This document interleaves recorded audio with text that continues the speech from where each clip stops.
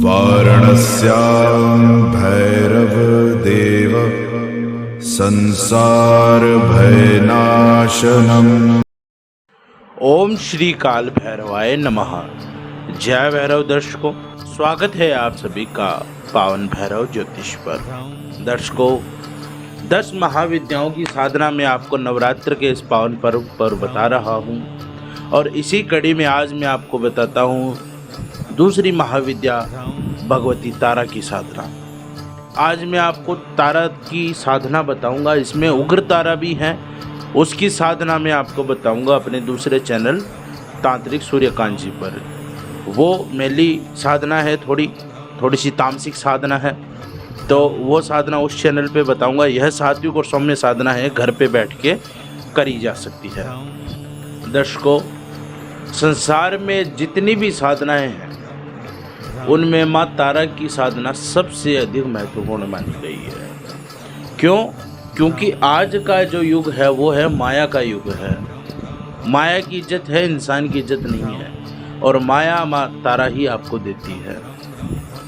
यानी कि आर्थिक दृष्टि से, व्यापारिक दृष्टि से, आर्थिक दृष्टि से, धन की दृष्टि से अगर कोई व्यक्ति अगर माँ तारा की साधना करता है तो उसका दीनहीनपन चला जाता है, भूख और गरीबी उससे कोसों दूर चली जाती है, उसके नेड़े भी नहीं आती, निकट भी नहीं आती है।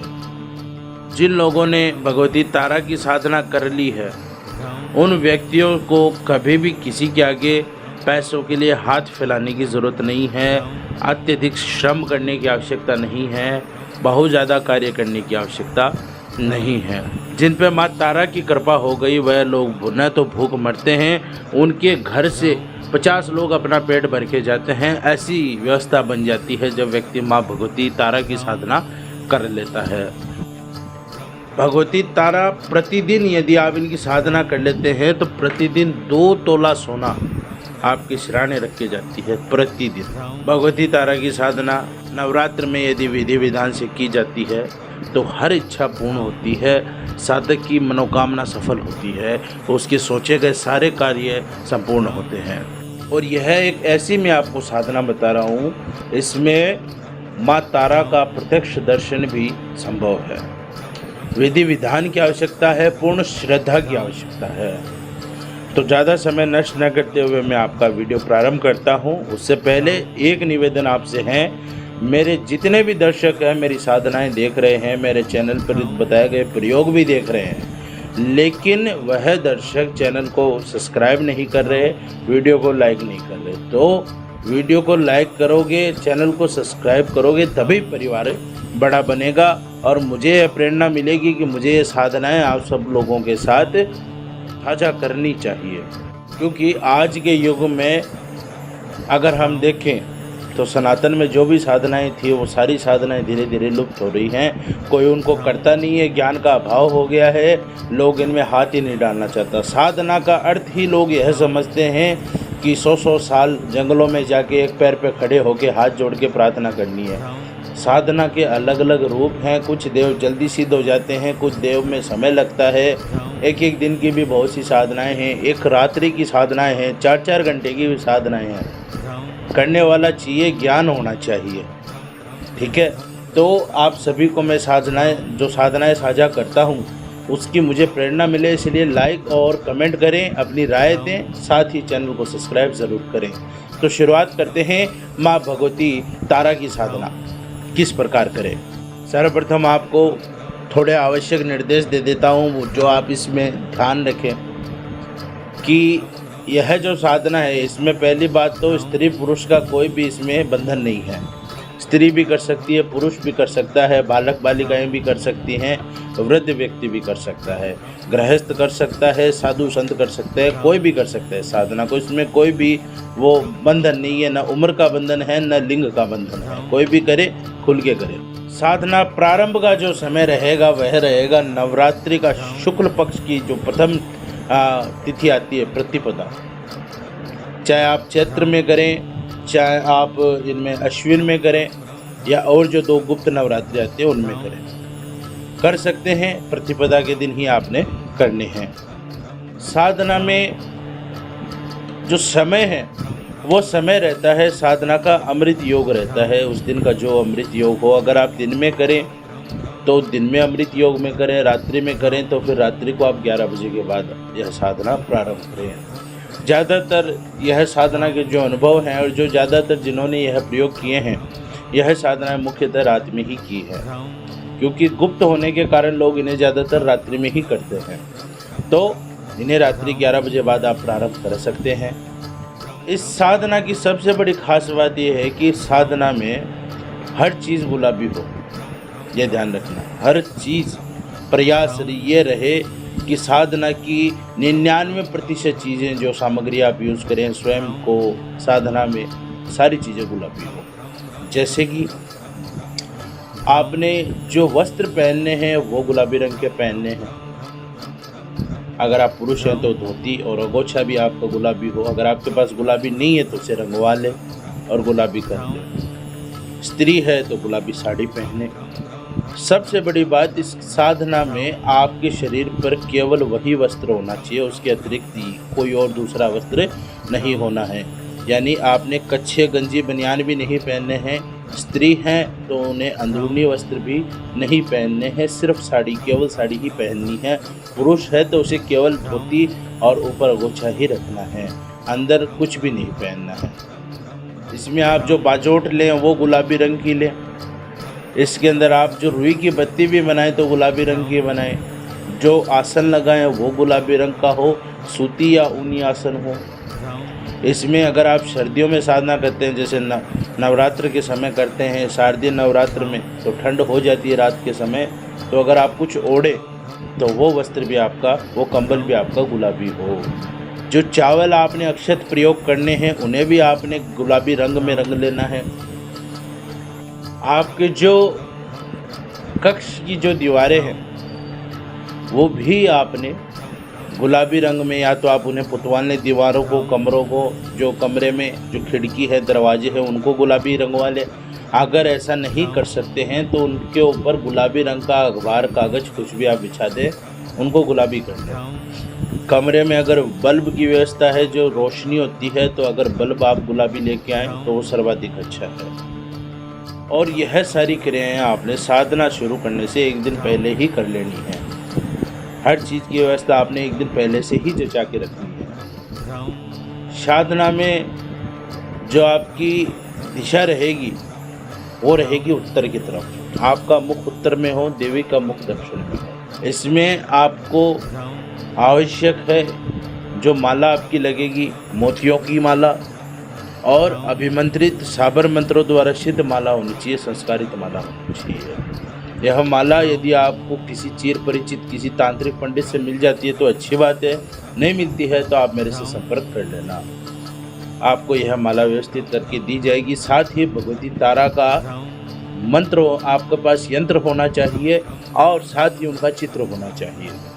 यंत्र के लिए भी आप देख लेना, अगर आपको मिल जाए तो अच्छी बात है। पूजन सामग्रियों पे यंत्र आसानी से मिल जाता है, तो वहाँ उन दुकानों पे आप ले सकते हैं।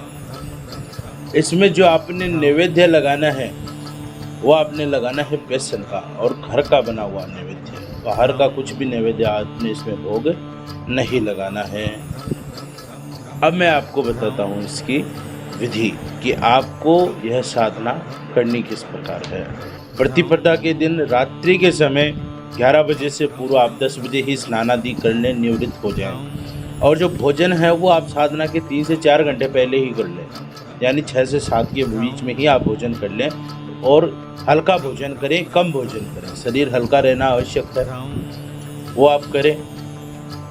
और रात्रि को ठीक 11 सवा 11 के बीच में आपने साधना प्रारंभ करनी है, जिसके लिए सर्वप्रथम सारी सामग्री लेकर के उत्तर मुख होकर के और गुलाबी रंग का आसन बिछा करके, सूती या ऊनी आसन बिछा करके आपने उत्तर दिशा की तरफ मुँह करके बैठ जाना है। और सर्वप्रथम हाथ में गंगा जल लेकर शुद्धिकरण मंत्र के साथ और स्वयं को शुद्ध करना है और भूमि को शुद्ध करना है। शुद्धिकरण मंत्र मैंने लगभग हर साधना में बताया है, इसमें भी बता देता हूँ। ओम पवित्र पवित्रो वा सर्वावस्थाम गतोऽपि वा यह स्मृत मुंडरीकाक्षं ब्रह्माद भयंत्र शुचि, यह शुद्धिकरण मंत्र है। इसके साथ आपने अंजलि में जल भर करके स्वयं पे डालना है मंत्र जप के बाद, और यही क्रिया आपने भूमि पर करनी है, जल छोड़ देना है। उसके बाद सर्वप्रथम आपने ये करना है कि जो भगवती तारा का जो यंत्र है वह यंत्र आपने बाजोट लगा करके, और बाजोट पे आप गुलाबी वस्त्र बिछाएं और उसके ऊपर यंत्र स्थापित करें किसी चांदी की या फिर ताम्र की प्लेट पर। वह यंत्र आप स्थापित करें। यंत्र के बाएं तरफ आप गणेश की प्रतिमा स्थापित करें और यंत्र के दाएं तरफ गुरु की प्रतिमा स्थापित करें। सर्वप्रथम भगवान गणेश का पंचामृत से स्नान करवाएं और उन्हें धूप दिखा करके निर्विघ्नता पूर्वक आपकी साधना संपन्नता के लिए प्रार्थना करें। उसके बाद गुरु का पूजन करें। गुरु की आपने धूप दिखाना है, गुरु को पंचामृत से स्नान करवाना है, और उसके बाद आप भगवती तारा का जो यंत्र है उस यंत्र को आपने स्नान करवाना है और कलश के जल से उसको अर्घ्य देना है।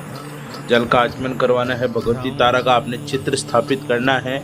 जो जल का जो कलश मैंने आपको बताया है, उस कलश में जो पानी हो वो पानी भी गुलाबी रंग का हो, इत्र युक्त हो और उसमें गुलाबी पुष्प हो, यह आप ध्यान रखना।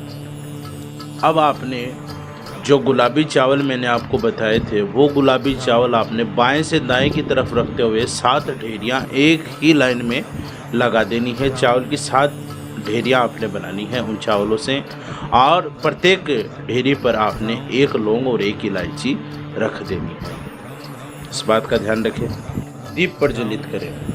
दीप प्रज्वलित कर करके और भगवती तारा को आप धूप दिखाएं, दीप दिखाएं। यंत्र के ऊपर से 7 बार दीपक को घुमाकर वापस वहीं पर रख दें। रखने के बाद यंत्र पर आप कुमकुम से तिलक करें, गुलाबी पुष्प समर्पित करें और गुलाबी पुष्पों की माला यंत्र पर कुंडले बनाकर आपने स्थापित करनी है। इस बात का ध्यान रखें। और अब आपने संकल्प करना है। संकल्प किस प्रकार करना है? अंजलि में गंगा जल लेके या शुद्ध जल लेकर के आपने जो गुलाबी जल मैंने आपको बताया वो लेकर के, और आपने भगवती तारा से यह प्रार्थना करनी है कि मैं अमुक गोत्र में जन्मा, अमुक का पुत्र, अमुक माँ भगवती तारा की साधना संपन्न करना चाहता हूँ। मैं यह साधना घर में सुख शांति और आर्थिक उन्नति के लिए कर रहा हूँ। मुझे भगवती तारा प्रत्यक्ष दर्शन दे। ऐसा कह कर के आपने जो हाथ में आपने जल ले रखा है वह भूमि पर छोड़ दें और संकल्प पूर्ण करें। अमुक की जगह आपने अपना नाम लेना है, अमुक गोत्र में आपने अपने गोत्र का नाम लेना है, अमुक के पुत्र में आपने अपने पिता का नाम कहना है। भगवती का पूजन विधि विधान पूर्वक हो जाता है तो फिर आपने माँ तारा का ध्यान करना है।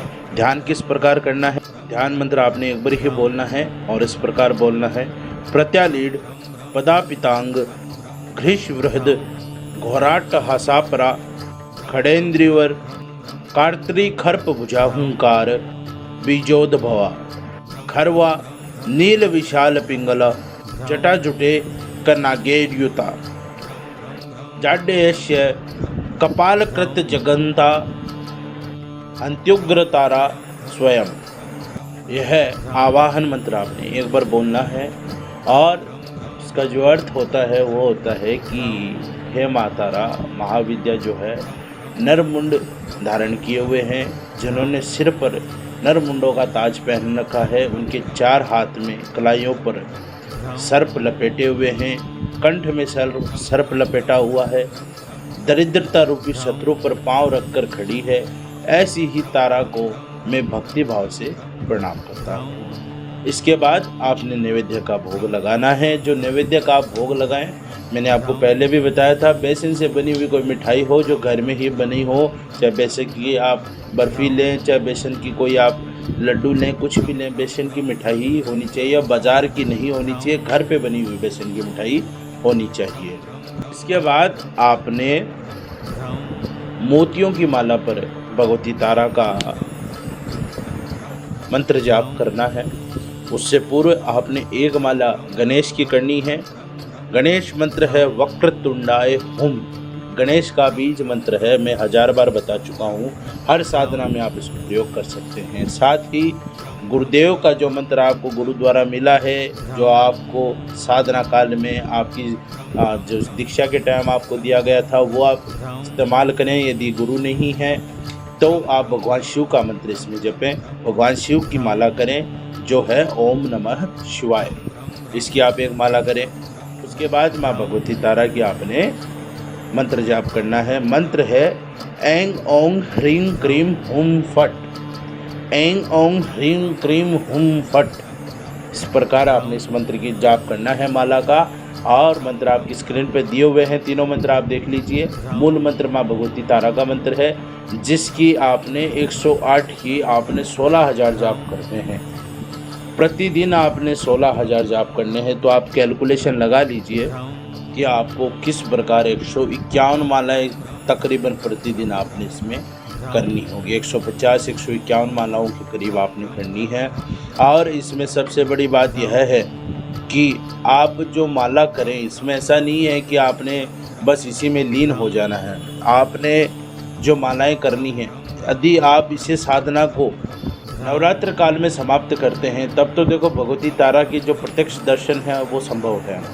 यदि आप माला में थोड़ा सा अगर आप लालच कर जाते हैं या आप साधना को लंबी करते हैं, तो यही साधना आप 21 और 31 दिन का संकल्प लेकर भी कर सकते हैं।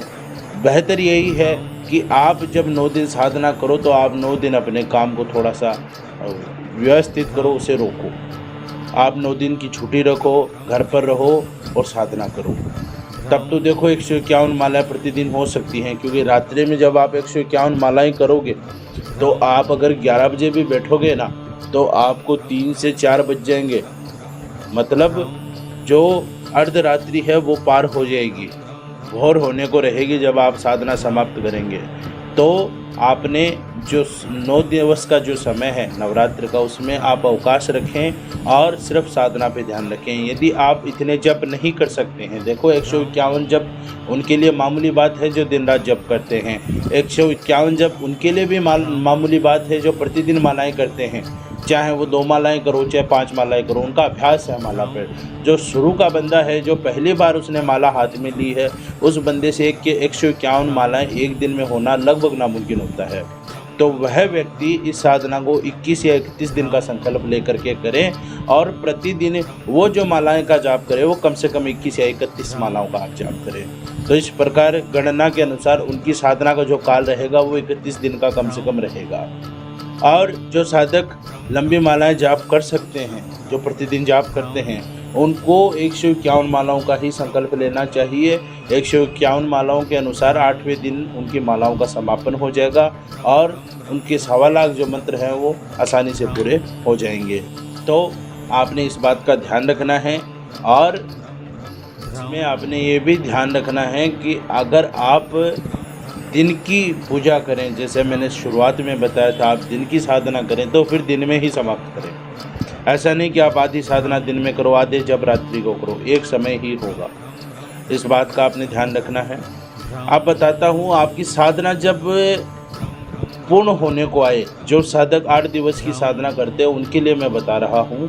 जो लंबी साधनाएं करेंगे उनके लिए अनुभव कुछ और होंगे, लेकिन जो साधक 8 दिवस की 9 दिवस की साधना कर रहे हैं उनको तीसरे दिन से जब साधना वो प्रारंभ कर देते हैं, तीसरे दिन से ही उनके कक्ष में सुगंधित और गंध का आभास हो जाएगा, खुशबू आनी शुरू हो जाएगी। ऐसा लगेगा कि कोई पुष्प हमारे पास ऐसा खिला हुआ पुष्प है, किसी ने इत्र ऐसा लगा दिया है कि कमरा खुशबू से तर हो जाएगा। आपको एहसास होने लगेगा। जब 5वां दिन आएगा तो आपको ऐसा महसूस होगा कि आपके कक्ष में कोई व्यक्ति आपके कमरे पे जो दीवार है या आपके कक्ष के जो दरवाजे हैं उन पे कोई पत्थर मार रहा है। आपको ऐसा एहसास होगा। बहुत से साधकों का ये अनुभव है, ज़्यादातर यही अनुभव है। ऐसा लगेगा कोई आपके दरवाजे पर पत्थर मार रहा है। भ्रमित नहीं होना है। 7वें दिन तक, 6-7वें दिन आपको इस प्रकार का आभास होगा कि आसपास से कोई निकल के गया भी। सरसराट के साथ कोई ऐसा एहसास होगा कि कोई निकल के गया है। देवी दर्शन से पूर्व आपको एहसास होगा कि कोई चंडिका, कोई बेताल या कोई नटिनी या फिर कोई मेली योगिनी आपके साथ है, या कोई ऐसी आवाज़ आपको दिखाई देगी, सुनाई देगी, या ऐसी कोई आपको धुंधली आकृति दिखाई देगी कि आपको लगेगा कि कोई भूत प्रेत है या कोई नकारात्मक साया है, उससे भी भ्रमित नहीं होना है। 9वें दिन 8वें 9वें दिन साधना समाप्ति के दिन आपको भगवती तारा स्वयं दर्शन देगी, धूमिल आकृति में आपके सामने आएगी। अगर आपका श्रद्धा भाव पूरा है और आपने पूरे तन मन धन से यह साधना की है और आपकी पूरा भाव है इस साधना में, तो भगवती तारा आपको प्रत्यक्ष दर्शन देगी और पूरे रूप में दर्शन आपको देगी। यह साधना जब समाप्त हो जाए उसके बाद में आपने यह करना है कि जो साधना का समापन हो उसमें आपने भगवती तारा का हवन करवाना है, जिसमें आपने आम की लकड़ियां लेकर के आम की लकड़ियों पर हवन करवाना है, जिसमें देसी घी का आपने आहुति देनी है, हवन सामग्री की आहुति देनी है। 16 प्रकार की हवन सामग्री समिधाएँ मिलती है मार्केट में पैकेट के अंदर, वो आपने ले लेनी है। और इसके साथ ही आपने बेसन से बनी हुई घर की मिठाई की आपने इसमें आहुति देनी है। आप 1.25 किलो मिठाई बनवा लें, घर पे खुद ही बना लें और उससे आहुति दें। आपने हवन करना है। उसके बाद में आपने 9 कन्याओं को, 5 ब्राह्मणों को भोजन करवाना है, 1 भैरव को भोजन करवाना है, यानी कि एक किसी बटुक बालक को आपने भोजन करवाना है, 9 कुंवारी कन्याओं को भोजन करवाना है और 5 ब्राह्मणों को भोजन करवाना है। यह कार्य विधिवत तरीके से आप कर ले। भगवती तारा आपको स्वयं आशीर्वाद देगी। भगवती तारा आपकी हर इच्छा, हर मनोकामना पूर्ण करेगी। जिस प्रकार आप अपने जीवन में चाहते हो वो सारी बातें आपके साथ होगी, सारी चीज़ें आपके साथ होगी, आपकी हर मनोकामना पूर्ण होगी। भगवती तारा आपका जीवन भर लालन पालन अपने पुत्र के समान करेगी। भगवती तारा आपकी हर चीज़ का ध्यान रखेगी और भविष्य में आने वाली विपदाओं से आपकी रक्षा करेगी, कभी दिनहीन नहीं होने देगी और कभी भी आपको किसी चीज़ की कमी नहीं होने देगी। इसके साथ ही यह वीडियो समाप्त होती है।